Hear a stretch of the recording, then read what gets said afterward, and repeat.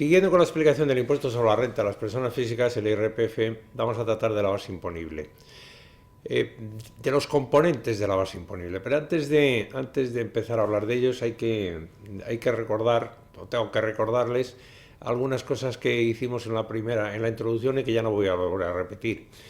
Recordarán ustedes posiblemente las clases de rentas de las que hablábamos, las reales y presuntas, las imputadas, las rentas en efectivo y en especie, las rentas regulares o irregulares, salvo alguna mención expresa de ese tipo de rentas ya no vamos a hablar. Ya vimos que hay de todo tipo en cada uno de los componentes de renta. Ahora vamos a hablar exclusivamente de los componentes de la base imponible, que son, según establece la ley del impuesto, pues los rendimientos del trabajo, los rendimientos del capital inmobiliario, los rendimientos del capital mobiliario, de las actividades económicas y, por fin, las ganancias y las pérdidas patrimoniales. Vamos a dedicar nuestra atención a esto. Repito, tanto en trabajo como en capital, los capitales como en actividades económicas, pues puede haber rentas regulares, rentas irregulares, rentas en efectivo, rentas en especie, etcétera, etcétera. O sea que ya no voy a, salvo excepciones, ya no voy a referirme a ese tipo de rentas, aunque en algún caso tendré que hacer mención de que algunas son imputadas o que son rentas en especie o que son rentas presuntas. Pero repito, en general no voy a referir a ello. Vamos a empezar entonces con los rendimientos del trabajo personal. En principio se consideran rendimientos del trabajo personal, están en verde todos los ingresos, todos los rendimientos y utilidades procedentes del trabajo que procedan directa o indirectamente del trabajo de una persona. Digo indirectamente porque no necesariamente tiene que ser del propio trabajo, sino también del trabajo ajeno. Lo típico son los sueldos y los salarios, pero también las prestaciones por desempleo, también las pensiones, y las pensiones no solamente las pensiones propias, sino también las pensiones ajenas. Piensen ustedes en una pensión de viudedad o en una pensión de orfandad, también es un rendimiento de trabajo personal.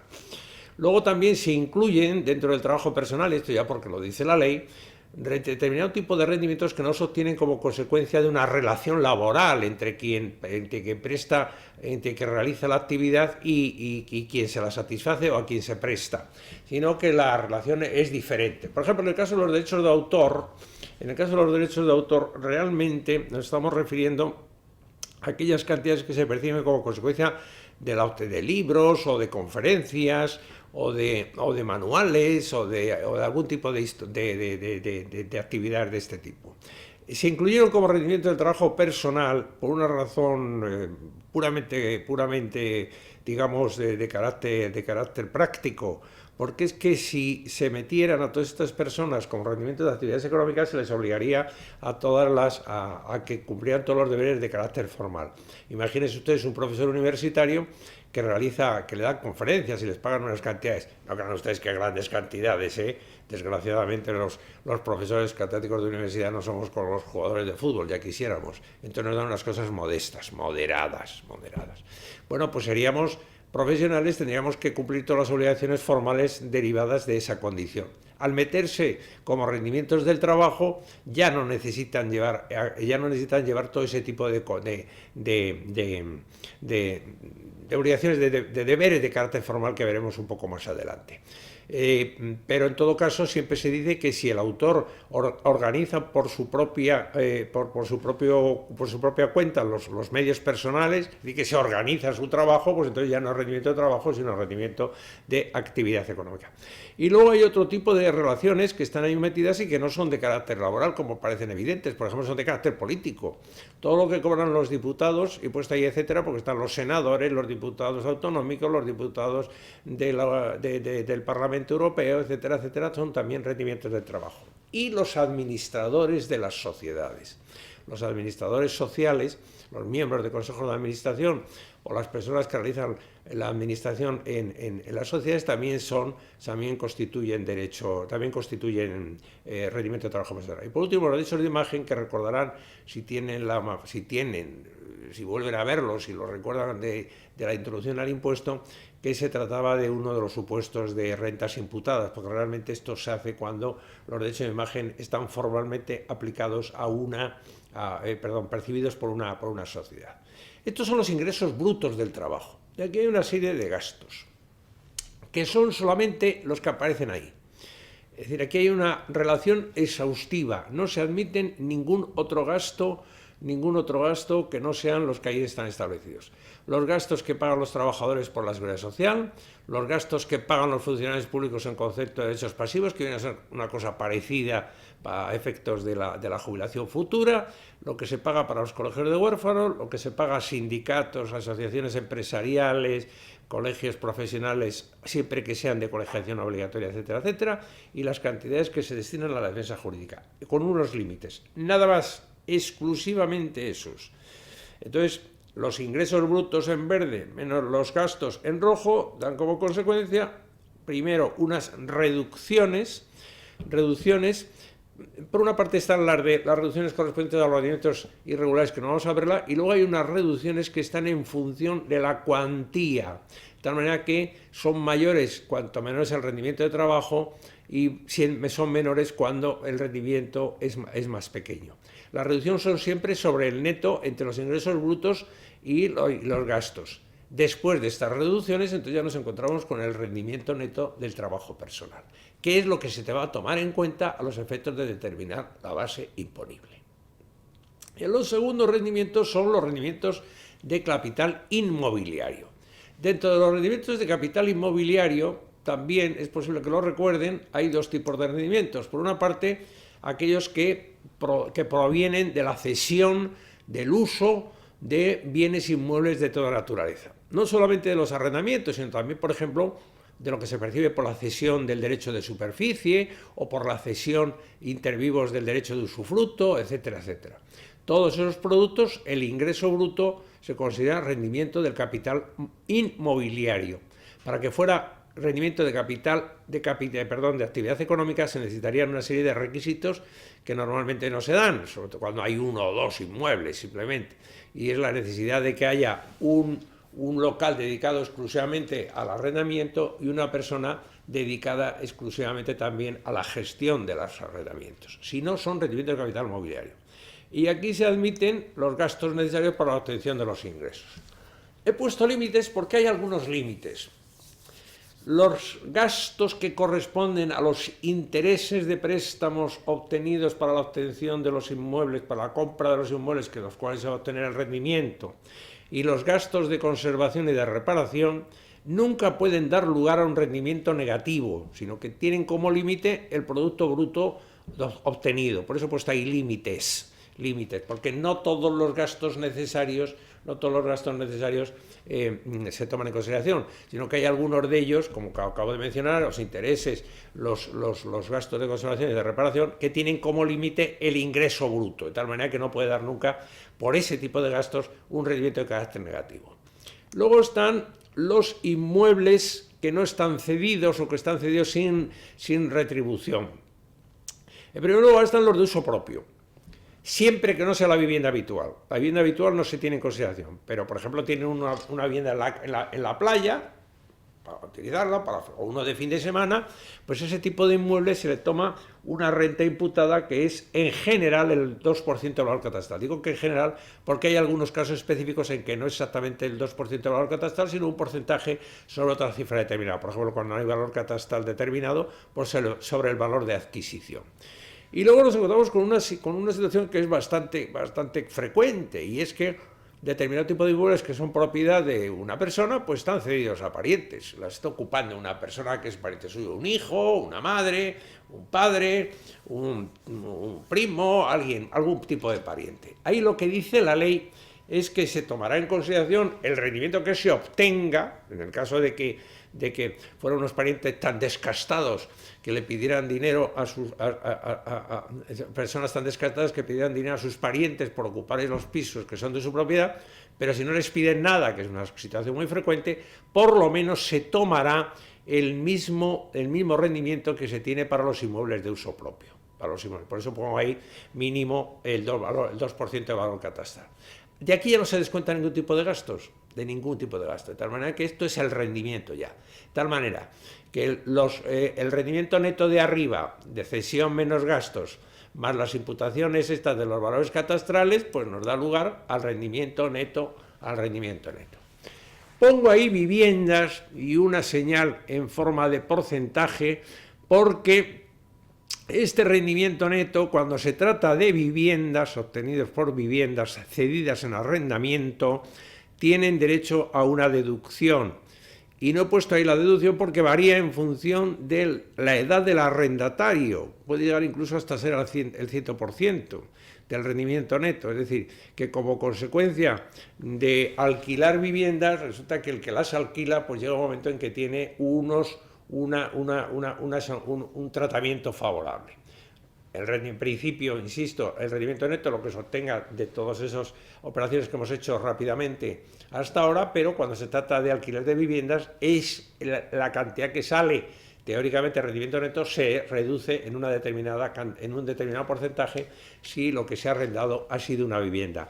Y el porcentaje está en función de la edad del arrendatario.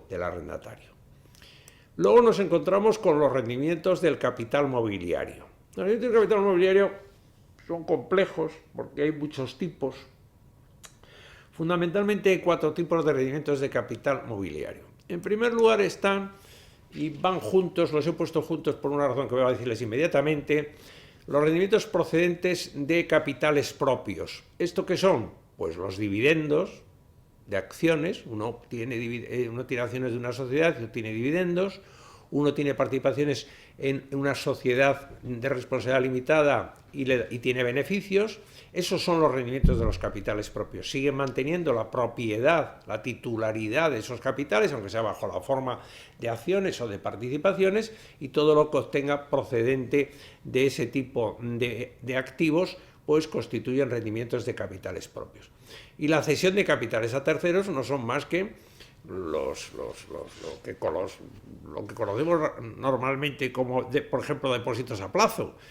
Son unos capitales que una persona tiene y que cede a un tercero, a un banco, para que le dé unos dineros por depositarlo, o que cede a otra persona en forma de deuda.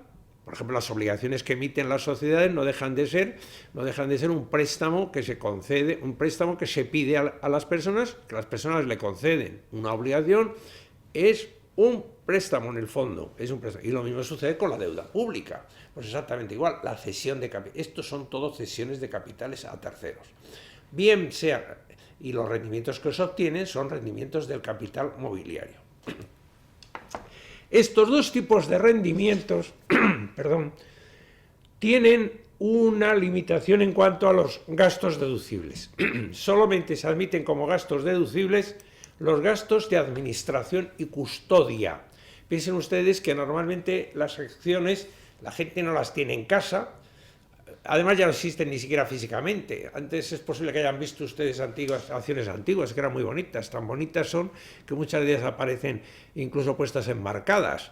Las de principios del siglo XX, algunas de ellas eran auténticas obras de arte. Ahora ya lo normal es que las acciones sean anotaciones en cuenta normalmente y están depositadas en los bancos.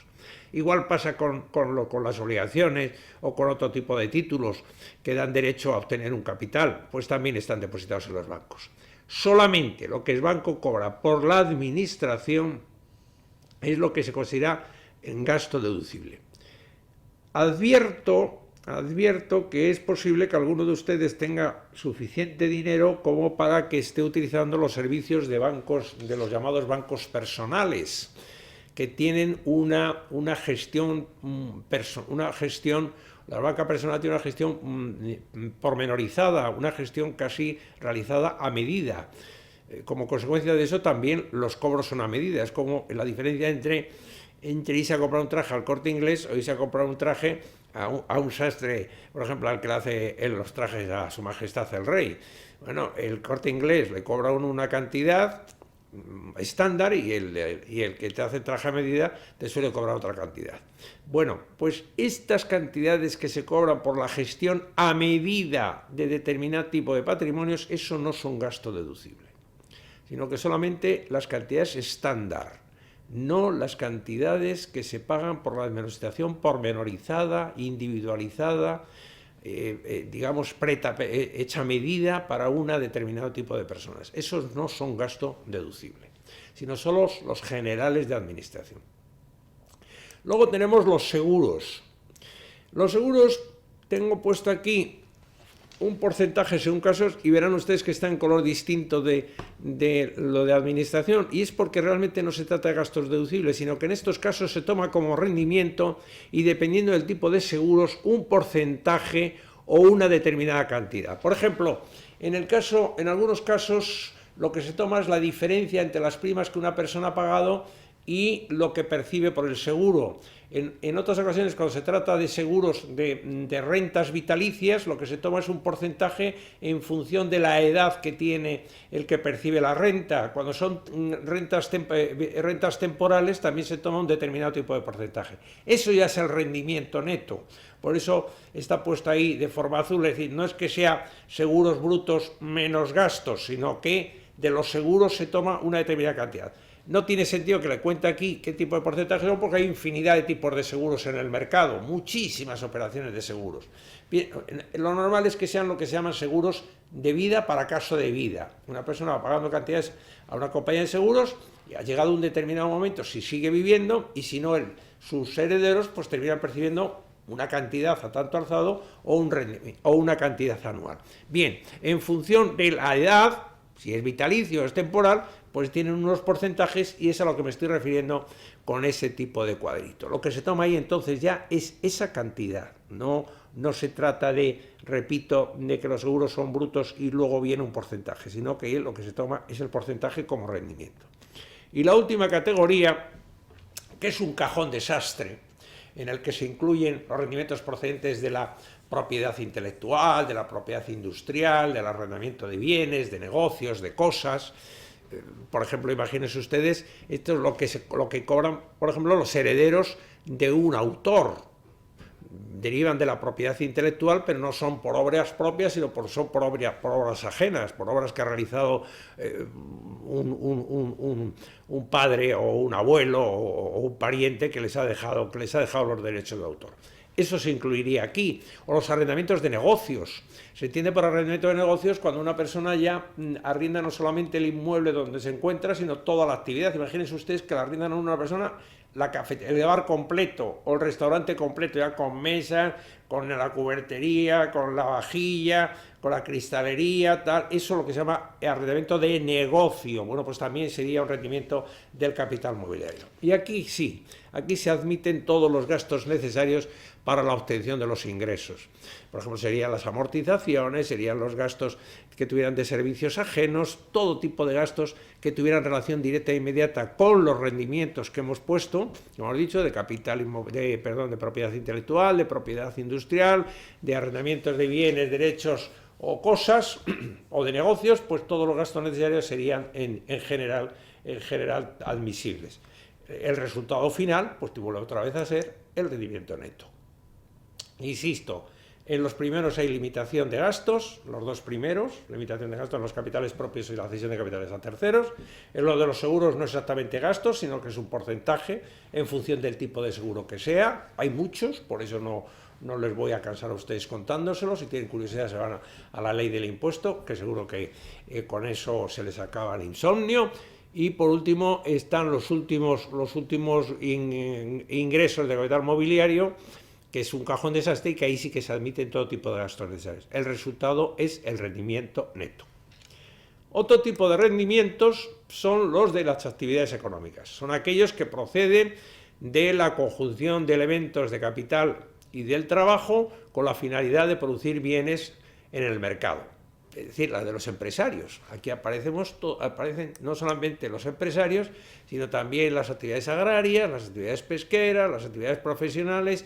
La ley utiliza el mecanismo de utilizar una definición genérica y después una enumeración ejemplificativa. Dice que son todo tipo de actividades en las cuales, mediante la conjunción, como he dicho, del trabajo y del capital o de uno de estos dos elementos, se producen bienes y servicios para el mercado, y en particular los de carácter empresarial, los de carácter comercial, los de carácter agrario, de carácter pesquero, las actividades profesionales, artísticas, deportivas, etcétera, etcétera. Todos esos son los ingresos.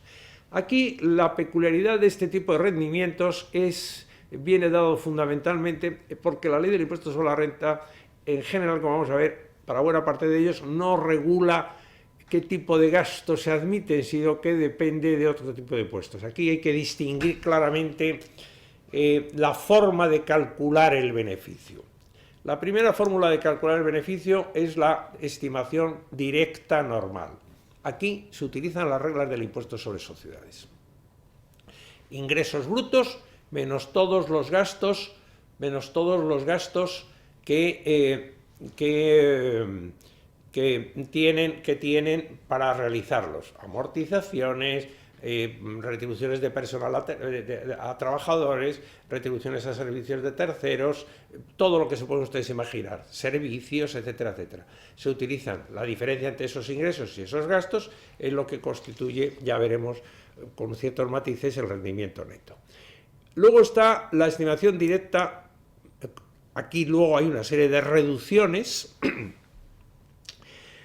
Las reducciones se refieren no a las reducciones procedentes de los rendimientos de carácter irregular, sino a las reducciones que se tienen para determinado tipo de empresarios que tienen pequeños ingresos, o unos ingresos no excesivamente grandes, y que tienen unos clientes muy determinados.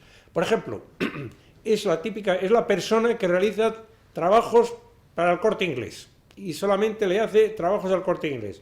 Por ejemplo, le realiza mostradores, o le realiza instalaciones eléctricas, o le realiza cualquier otro tipo de actividad, pero tiene un solo cliente.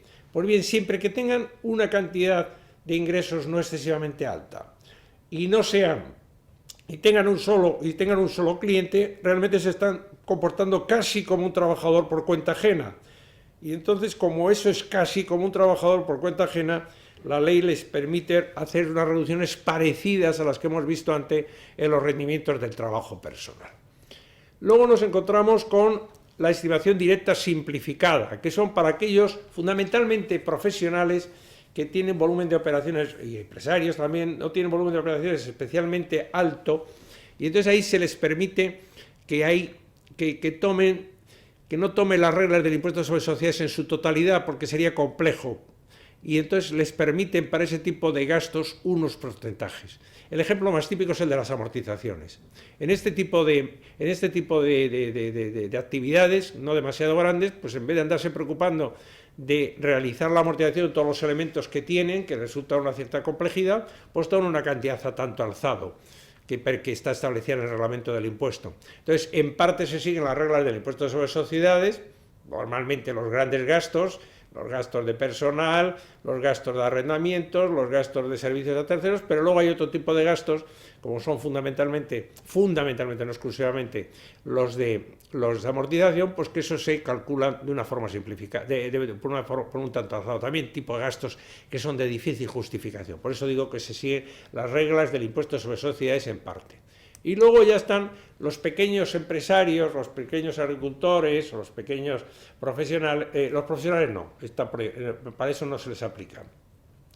Pero para pequeños empresarios y pequeñas actividades agrarias o pesqueras, pues para eso está la estimación objetiva, que en realidad determinan el beneficio mediante una serie de signos, índices o módulos que se fijan por parte del Ministerio de Hacienda todos los años a través de una orden ministerial, y que va acompañada normalmente con la fijación también de una serie de módulos o de índices en el impuesto sobre el valor añadido, lo que se llama en el sistema especial simplificado. Bueno, esos módulos ya dan el beneficio. Ya dicen, por ejemplo, que un pequeño hotel, por cada una de las actividades tiene un rendimiento determinado, y por cada uno de los empleados que tiene un rendimiento determinado. Se suman esos rendimientos y ya nos da todo ello, bien sea por un camino o por el otro, nos da el rendimiento neto de la actividad económica. Y el último tipo de componente son las ganancias y pérdidas patrimoniales. En principio, el concepto es relativamente sencillo. El concepto se da cuando se producen simultáneamente dos circunstancias. Una, el cambio de la composición del patrimonio de una persona, y como consecuencia de eso una alteración del valor. El ejemplo es muy sencillito. Yo tengo una casa, la vendo, y en vez de tener una casa tengo dinero.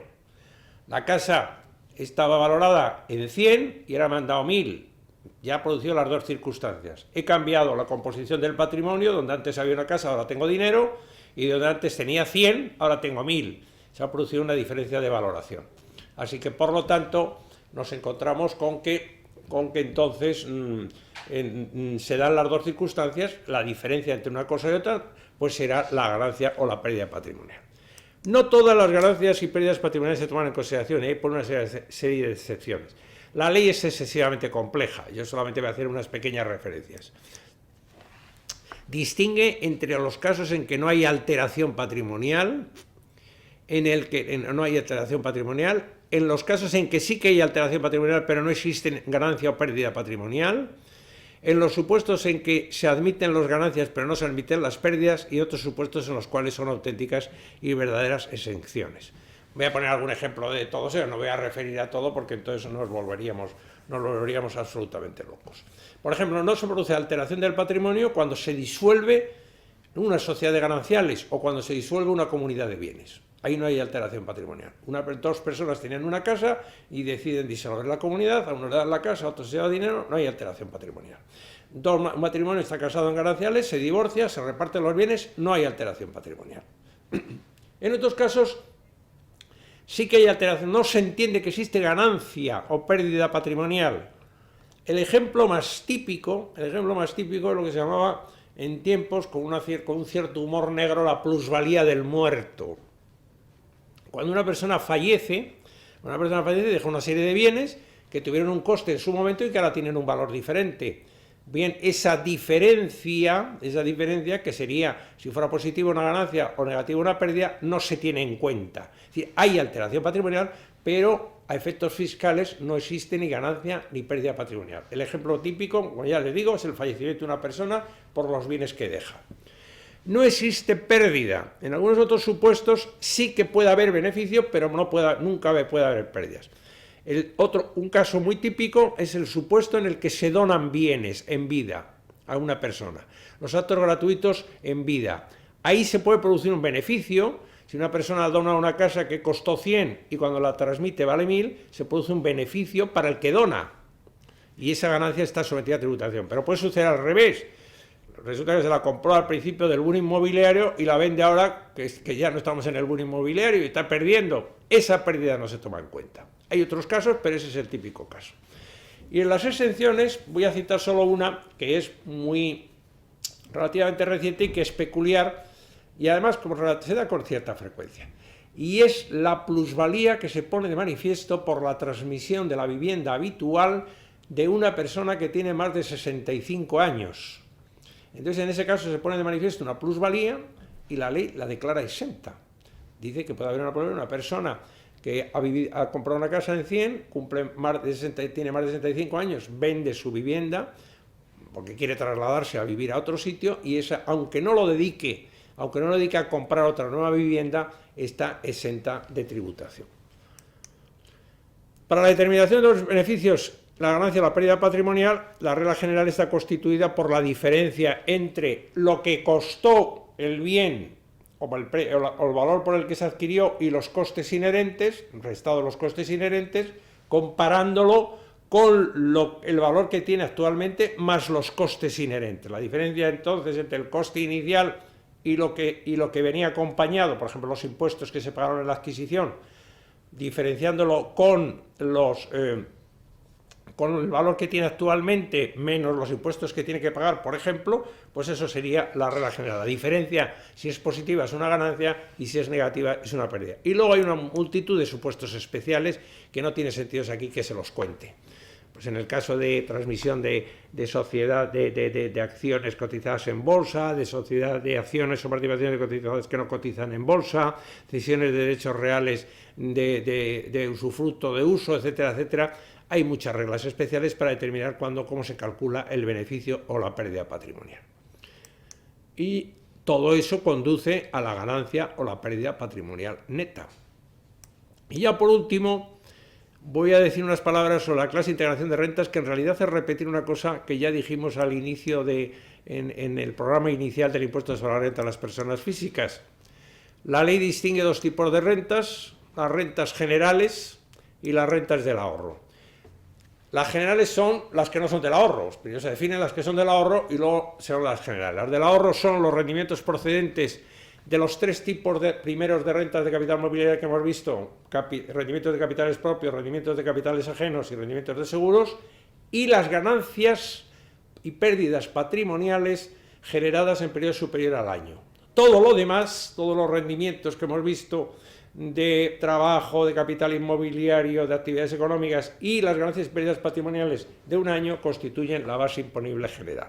Y esta se integran de la siguiente manera: la base imponible general y la base del ahorro se integran de la siguiente manera.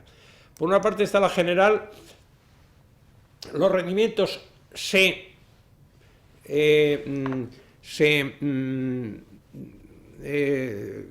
compensan sin problemas entre ellos, pero solo entre ellos, y las ganancias patrimoniales, recuerden ustedes que estamos en la parte general, es decir, son las ganancias y pérdidas patrimoniales generadas en menos de un año. Estas se compensan entre sí, Si no hay posibilidad, si arrojan un resultado negativo, es posible compensarlas cada año con un 10%.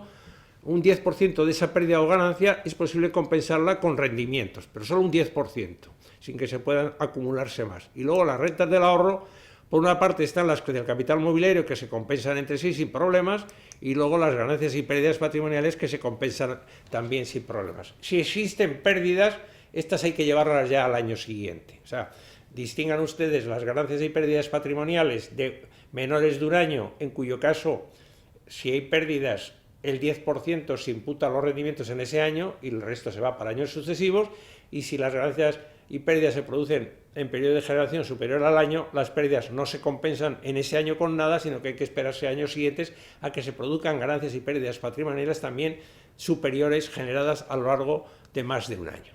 Y yo creo que por hoy, con hoy, ya tienen ustedes bastante. Muchas gracias por la atención que me han prestado.